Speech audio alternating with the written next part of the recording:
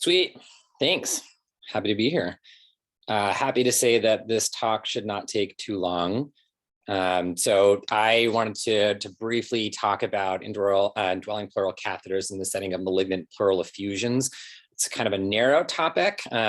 We use indwelling pleural catheters for a lot of other things, but since the topic is so broad, I wanted to at least kind of narrow it down to this is something that y'all have maybe seen or probably will see. I have no disclosures. I do want to say I'm not a pulmonologist. And also what I'm presenting here, there's not a lot of data on this topic here. And this is a project that I'm currently working on right now and trying to collect as much data as possible to create a pathway for the 3-hospital system to manage some of these complications in these indwelling pleural catheters. So again, before we start, why do we care? Because approximately 150,000 patients each year in the United States are affected by MPEs. Lung and breast cancer are the leading causes of this. And one of the main favorable therapies or ways to manage this is indwelling pleural catheters rather than repeat thoracentesis. So if you haven't encountered this, you are going to encounter this at some point. So might as well feel a little bit confident when you get that admission at like 11 p.m. at night. So objectives today. One, we'll do pleural effusion review, how pleural fluid is created. We'll talk about the components of indwelling pleural catheter. You'll be able to articulate how to drain a pleural effusion with one of these IPCs. You'll be able to name the indications for these IPCs and also to manage the common complications of them. Let's get started. So pleural effusion review. So we've got our little gray person here, and this is just a little review here. So blowing this up, we have our lung here that's in the pink. We have our lung capillary, and then surrounding the lung, we've got this visceral pleura, and continuous with this is the parietal pleura. And then we have our pleural space here in between. We have lymphatics that are going in and out. And then we have kind of our thoracic wall right here with our systemic capillary beds here. So out of curiosity, does anybody know how pleural fluid is made? And if you don't, that's okay, because we're going to talk about it. Mac, no, cool, great. So pleural fluid is actually made by these systemic capillaries. So the vast majority of it, there's leakage from the systemic capillaries inside of the pleural space. And lung capillaries do contribute to a little bit of the pleural fluid production. But again, mostly it's due to drainage from the systemic capillary beds. And this pleural fluid is then taken up by our lymphatics right there. And so really what a pleural effusion is basically overproduction of pleural fluid or decreased removal of this.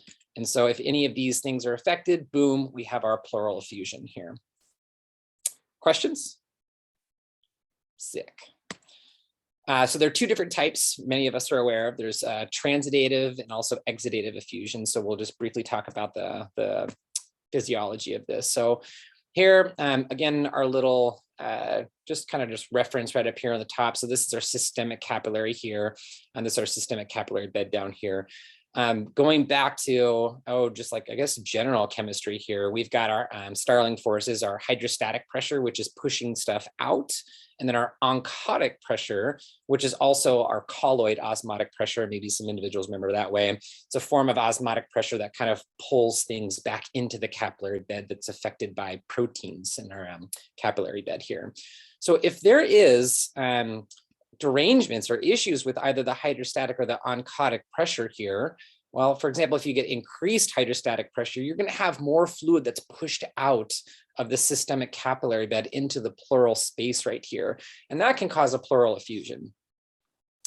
If there's decreased oncotic pressure, then you have decreased driving force back into the systemic capillary right here. And that too will then cause more pleural fluid production.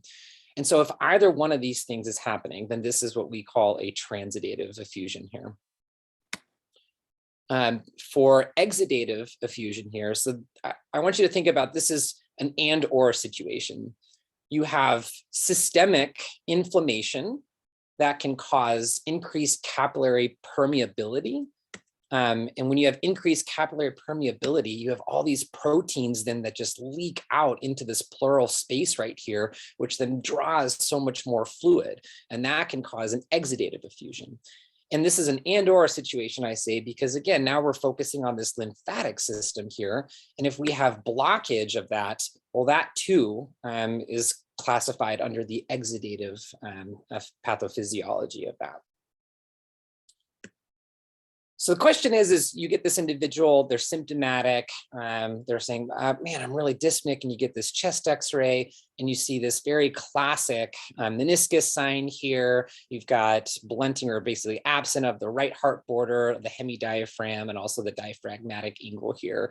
This is a pleural effusion. And so the question is which one is it? Does anybody know?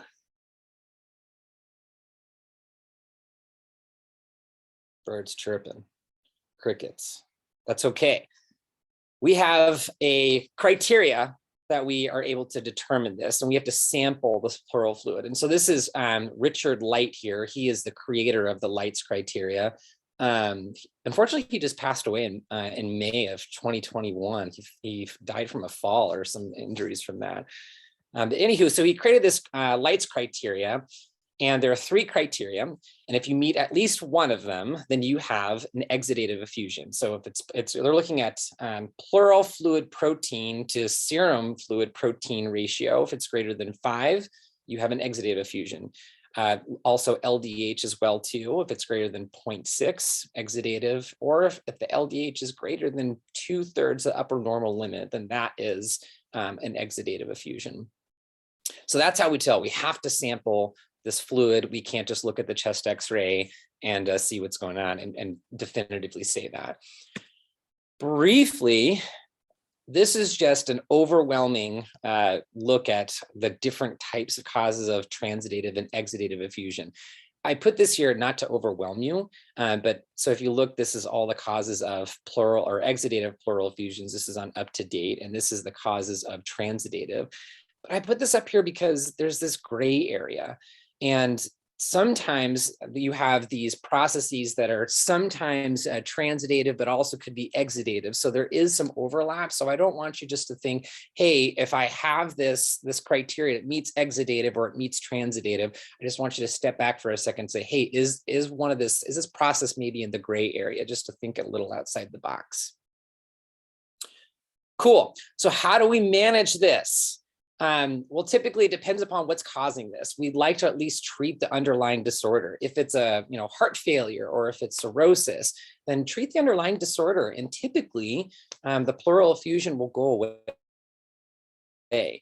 And the question that we always get is do we drain this? We get these chest x-rays, and sometimes, you consult pulmonary consults and you're like, hey, should we drain this? Can we drain this? And it really depends. Depends on how symptomatic they are. And there's a lot of different ways we can manage this, but it all depends. But that said, there are 2 ways that we can manage this, and we can tap it with a thoracentesis, or if they are recurrent, then we can place an indwelling pleural catheter. And this is placed by our colleagues in interventional radiology. And the reason why, and then we're going to talk about this obviously today, but the reason why we like these is because patients can drain these at home, whether if they have a recurrent pleural effusion, then they're having to come back to the office quite often for a thoracentesis or even get admitted for this. So let's talk about these, the indwelling pleural catheter and the components here. So this is a picture of the Pleurex catheter drainage kind of kit here. There are 2 different types that we see. I think commonly at UW, we're probably seeing some Aspira. Maybe everybody's heard of that name. And then there's the Pleurex catheters. So kind of starting from here, this is the actual part of the catheter that's going inside of the patient into the pleural space here. And there are these fenestrations that are right here. And then there's this cuff that's basically in the chest wall. And this is the part that remains outside of the patient's chest wall cavity right here. And when they're not using it, they just kind of wrap it up and then stick it on their chest. And then this right here is really part of the drainage kit. And so you have a vacuum bottle, and then you have part of a catheter right here that connects with their proprietary safety valve. This is just another view of it as well, kind of you can see that this is where you're sticking things in here. And it does come with sterile gloves and gauze and so on and so forth. And these are things that we teach patients prior to them leaving the hospital, and they get this kit so they know how to do this. So just a kind of another look here. Again, just basically another view. You've got this part right here that's inside of the patient's pleural cavity right here. It's draining. It goes into the vacuum seal bottle right there. Similar to, I mean, if you've done a thoracentesis, maybe with a vacuum bottle, same thing, or even similar to a paracentesis as well too. So how do we drain these things? It's actually more simple than you think. All you do is just connect this thing, you unclamp this thing, and sometimes they come with a roller clamp, but this is just like just a regular clamp right here. But all you got to do is just connect these things, open it up, and it just drains right in to the vacuum seal bottle. It's super, super simple. Not a lot of thought needs to go into it. The question is when do we drain this? And typically, we like to say drain when symptomatic, and that depends upon the patient's scenario. Some patients only need to be drained maybe once a week, some people several times a week. When they are coming into the hospital and they have a new recurrent pleural effusion, malignant pleural effusion, what we'll do is we'll only drain them while in the hospital as frequently that they need, meaning based on their symptoms. So they let us know saying, man, I'm feeling short of breath, or I'm having some chest pain, or I'm having increased cough, then that's when we'll drain it. And then we'll try to figure out how many kits that they need in a week for them to go home with. And when it comes to how much should we drain, this is it's a gray area here. So here at UW, and I don't know if this is just dogma or like with the pulmonary department here, but I have been told, and maybe some of you have been told, that we only like to drain 1 to 1.5 liters of output per 24 hours. And there are a couple studies here that say, well, 1 liter output is probably safe. And then the other one is 1.8 liter output is probably safe.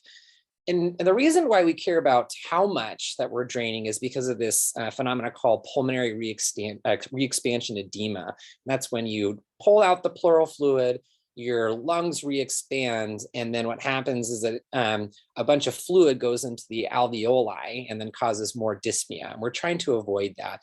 And so why we try to say a limit on how much we pull out is because there is a higher risk with more fluid that you pull out. But the risk is not 0% even with under a liter there. So I've even seen this in the hospital setting where even a few hundred cc's have been pulled out and individuals get pulmonary re-expansion edema. The weird thing is, though, if you look at like the interventional radiology, like society guidelines, or even thoracic surgery, they pull out so much more pleural fluid than we do in the hospital setting, and then send these individuals home, and they really don't have, they don't develop pulmonary expansion edema, or at least rarely do. So this is kind of a gray area. So the pulmonary department here, we say 1 to 1.5 liters max per 24 hours. Next thing is indications for an IPC. At UW, our interventional radiology department has so many different criteria, and this is gross. Do not learn this. I only put this up there because they've thought a lot about this and they've created guidelines. There's only 3 things that I want you to remember.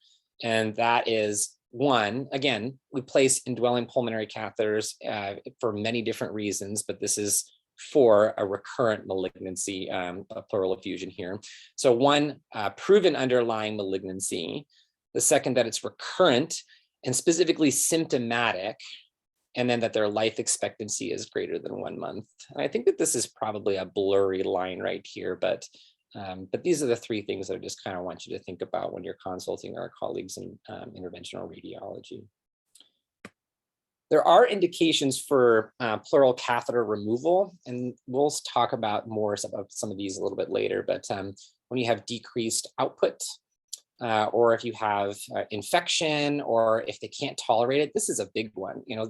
Having a chest tube in or a pleural catheter can be really uncomfortable for individuals. And so chest pain, and it's just not working for them. And so obviously quality of life is important. And then if you get loculations that ultimately makes the catheter ineffective, then yeah, you're going to need to remove that bad boy. All right, so now we get down to the nitty gritty thing. So I'm hoping that this is the part where everybody finds the most use when you're admitting patients with these complications. So first case is you have Miss P. Laura. She's a 66-year-old. 2 seconds, Rigo, is the positive chest wall. Is the possibility of chest wall radiation ever a consideration when thinking of pleural placement of pleural catheter? Rigo, can you expand on that?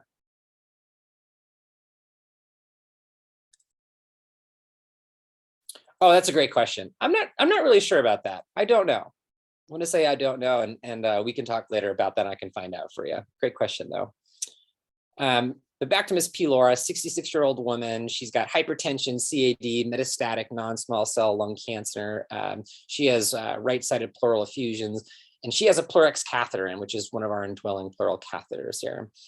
And now she's coming in for concerns of decreased pleural catheter drainage. And so the question is what the heck do we do? So this is my approach. This is the approach that we're trying to develop for everybody here in the hospital, in the 3-hospital system.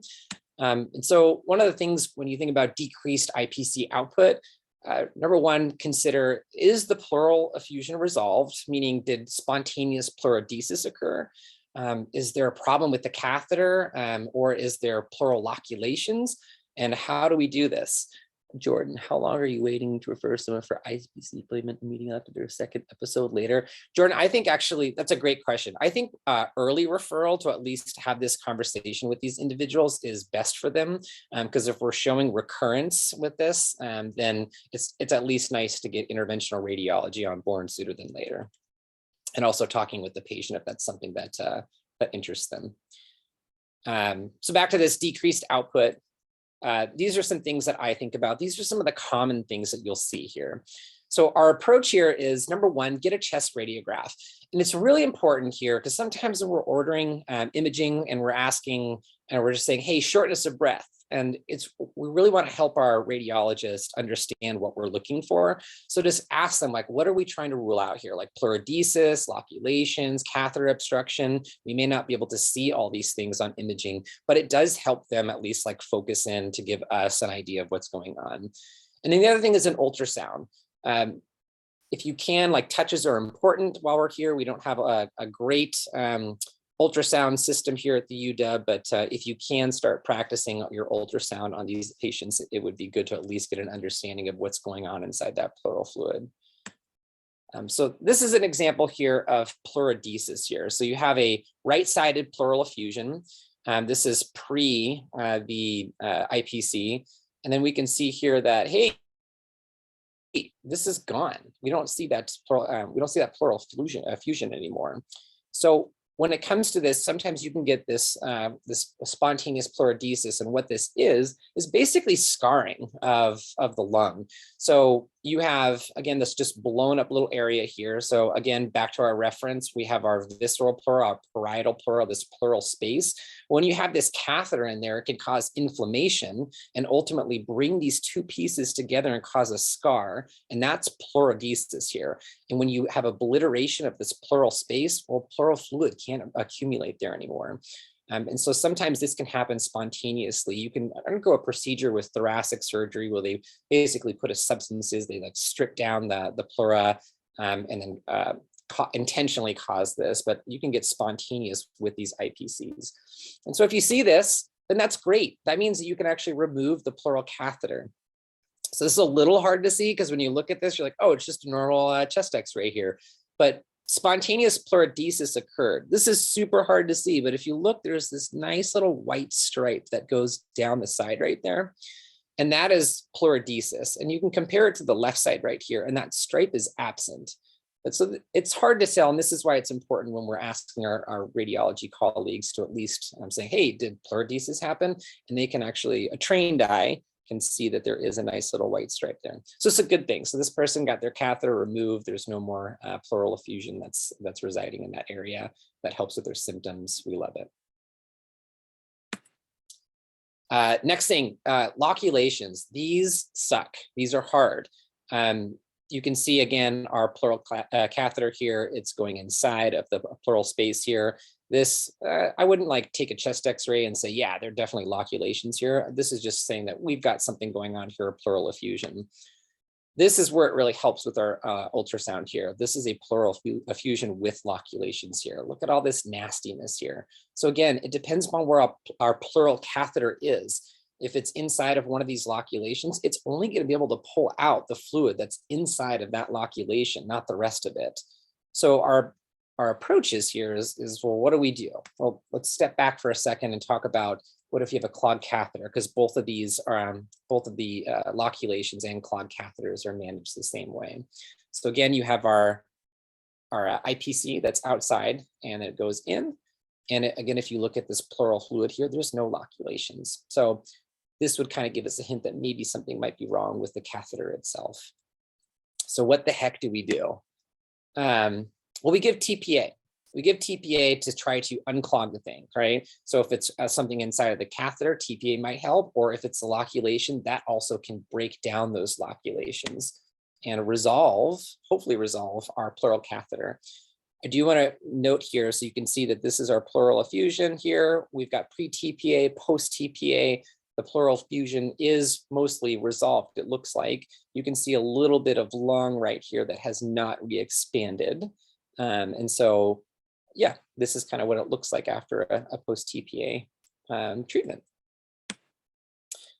So this is what I've been working on, and this is still a work in progress. And again, a lot of the information that is here, it could change, we'll see. We've had to extrapolate from chest tube management and gather from very, very limited data, but this is what we've got. So if we look at our pathway, if you will, we have decreased output, get that chest x-ray. We want to understand, hey, is there still a pleural effusion there, or is there something else?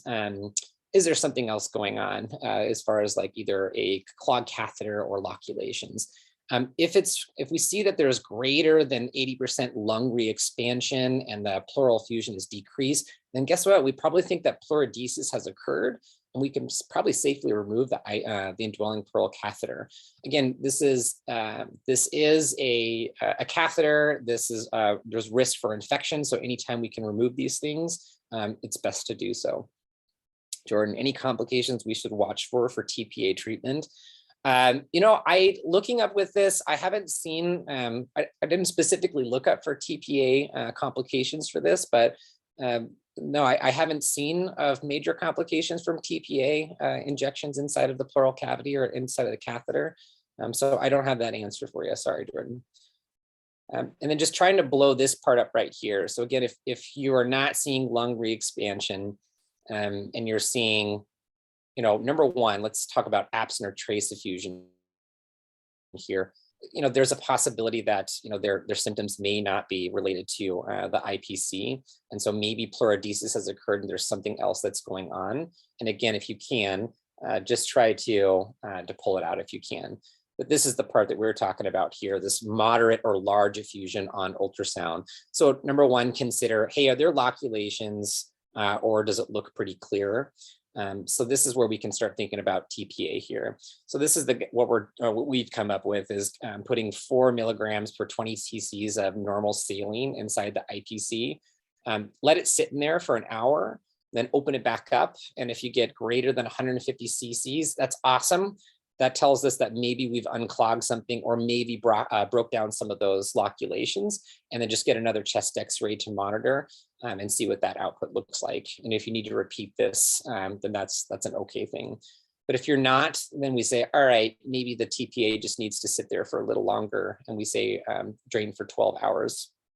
And again, if it goes down this pathway, sweet, maybe we've either dislodged something inside of the catheter or maybe the loculations broke down. That's awesome. Let's just monitor it. But if it's not, then that's when we probably want to get some more imaging. A chest CT might want to remove this thing and also consider palliative, other palliative modalities. You can consider consulting thoracic surgery if that's something, but I think that's probably a case-by-case basis I would just consider with these individuals, because again, typically they're sick, they've got a lot going on, and maybe they may not tolerate a surgical intervention at this point. So this is the pathway that I've created for decreased output. Any questions? Great questions here. Again, there's not a lot of data on this, so a lot of this stuff is what I have compiled and worked with some of our experts in the pulmonary and interventional radiology department. Anything I can maybe answer for you?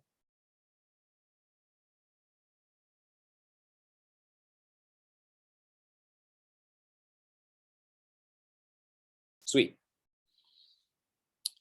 Let's move to the next. So kind of going back to Miss P. Laura again, except for this time, she's coming from oncology clinic and she's got concerns for possible infection. So again, what do you do? And I think that for me, these ones are a little bit scarier because, again, these individuals have an active cancer. There may be an infection. You really want to make sure you're treating this appropriately. So when I think about these IPC related infections, I break it down into two different categories. One of them is local and exit site infection, and then the other is systemic or pleural infection itself. And so the approach here, the things that we should probably get is, number one, do a physical exam. Take a look at the tunnel site there. Is there anything funky or pus draining from the actual catheter itself? Or what about outside from the track or from the exit site? Is there erythema? Does it look angry? Does it look mean? How does the patient look itself? Definitely get some labs, get a CBC, get a CMP, get a chest x-ray. And then in all of these cases, it is very, very important to drain all of the fluid, not just a little bit, but all of it, and send it for cell count, for pH, gram stain, and culture, just in case if this is an infected pleural effusion, pleural infection, then you definitely want to get all of that nastiness out of there. So when it comes to local site infection, if you're, so I think what's hard about this is when you're seeing these individuals in the emergency department, these labs don't come back very fast. So you may have to make a clinical judgment on this. But that says, if you think, or if they do miraculously come back negative for pleural fluid infection, that's a good thing. If they don't have any systemic symptoms, they're not super tachycardic, they don't have a fever, they don't look like they're doing poorly, then you can probably do outpatient management with them and really just dose, kind of like an SSTI management here with Keflex and Bactrim. And what we've kind of found through some literature is that we will actually do 10 to 14 days of oral antibiotics and with close follow-up. So they'll probably need to follow up with their oncologist in roughly about 7 days or sooner, just to make sure that they're trending in the right direction. Thank you for the up-to-date thing here. All of that. Do you drain via the catheter for cultures? Yeah, so drain through the catheter, correct. Drain it through the catheter. And we'll talk about some of this stuff too here in a moment. But if we think it's a local site infection and we think that it just probably, again, soft tissue, then yeah, that's okay. Just drain through the actual catheter itself. Leave the catheter in. And if we don't think that there's an actual pleural infection there, just put them on oral antibiotics and send them home. But going now to your question, Sophie, here is the pleural / systemic infection. So number one, yes, go ahead. You have it right there through the catheter. Pull it out through the catheter. We want to get this information as soon as we can. So pleural fluid analysis. So these are the things that I've captured that are very concerning for infection.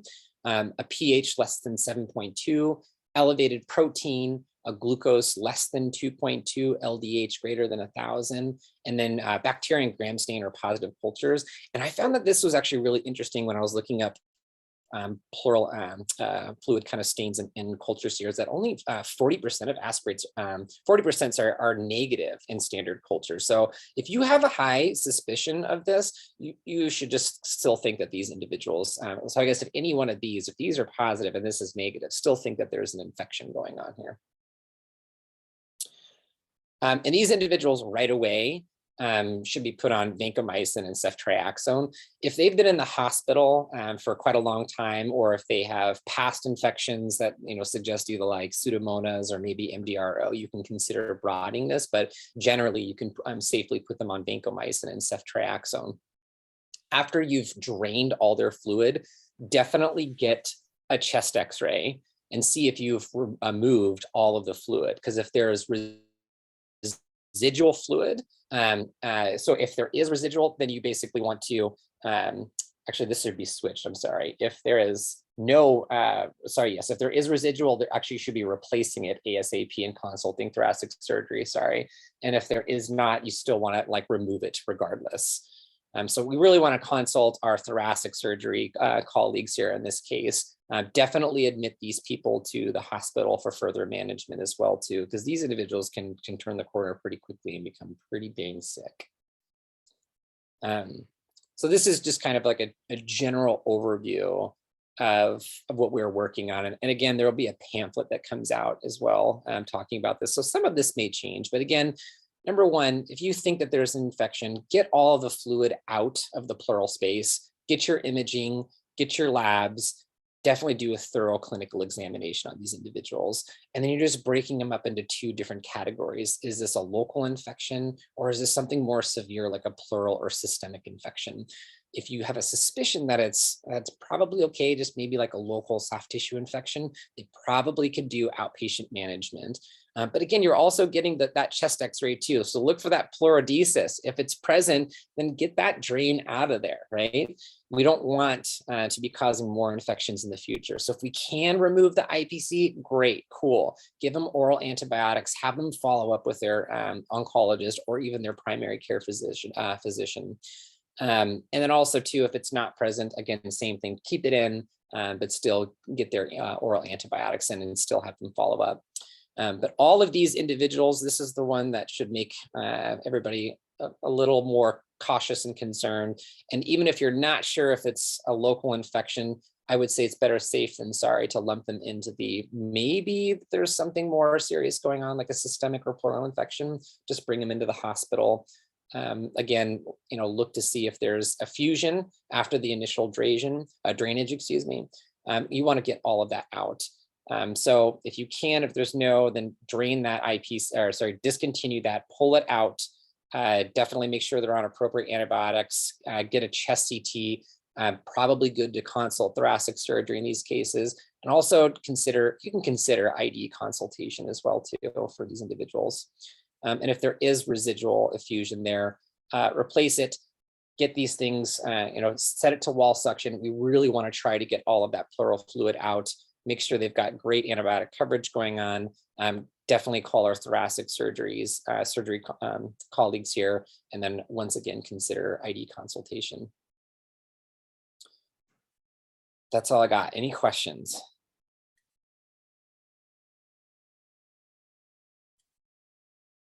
Sweet. Short, sweet, to the point. So number one, these are becoming a favorable therapy for NPEs. If you have not seen it, you are likely going to during your residency, and if you're doing a hospital or going to be on the hospital list or even something else afterwards, you're likely going to see this. So want to make sure that you feel equipped to be able to at least somewhat manage these patients with their complications here. And so the point here is that we don't necessarily need, always to consult pulmonology for these individuals. We can actually be able to manage these complications ourselves, or at least start the workup for this as well too. And I just want to say thanks to Rosemary Adamson for helping me with this project, and also Dr. Kataria for helping get some of the images that you all saw today. Finn. Could I ask a quick question? Yeah. Is there in our system a standardized evaluation process for determining like whether or not patients would be good candidates for a catheter, just in terms of like managing it themselves at home, and like having really good consistent follow-up in order to track their catheter? Yeah, that's a great question. And the answer to that is no. The answer to that is no. So we're really good with determining who needs these put in place, but then there's the argument that's going on in our hospital system is once we've placed them, who should be managing it? Should it be the hematologist? Should it be interventional radiology? Should it be a pulmonologist? Should it be their primary care physician? So no, and that's one of the things that we're trying to work on with the system here, as well as who should be managing these. And of course, nobody really wants to manage these things, but I think that probably what will happen, if I had to guess, is that maybe their primary oncologist will be managing them, and maybe their primary care physician, but likely their oncologist will be helping to manage this. And I'm working with oncology as well with this project to try to help create maybe a better systems pathway for this as well. Nice. And it sounds like we don't have a post-procedural education process. I think I remember one patient getting placed who was at the VA, and I think the solution for education was to show the Pleurax company video for like how to manage. But it sounds, from what I understand, we don't have an in-system way of educating these patients after we No, yeah, the Pleurex, fortunately though, the Pleurex website and that video of how to drain it is very good. But also too, it's actually not very complicated to drain these. When I first saw it, like one of these, I was like, I have no idea what I'm doing. But once you get the education on, all you're doing is just snapping these things on, unclamping it, and then you drain it, and voila, that's it.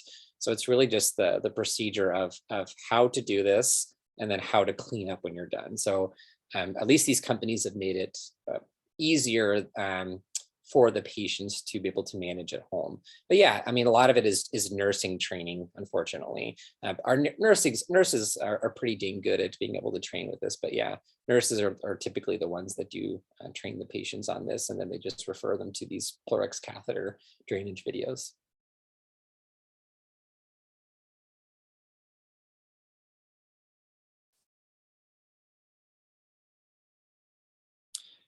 That's great. Great question. So I didn't touch base on this, but there were talks about as far as induced pleurodesis via indwelling pleural catheters. And as far as when to do these, that's a good question. I don't know. I didn't look up a lot of that.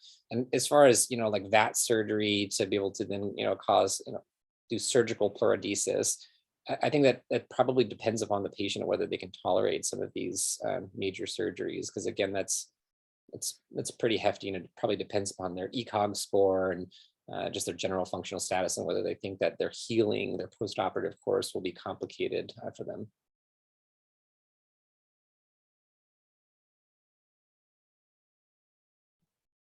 Awesome. Well, thank you, John. If there's no other questions, then we're kind of wrapping up for the morning.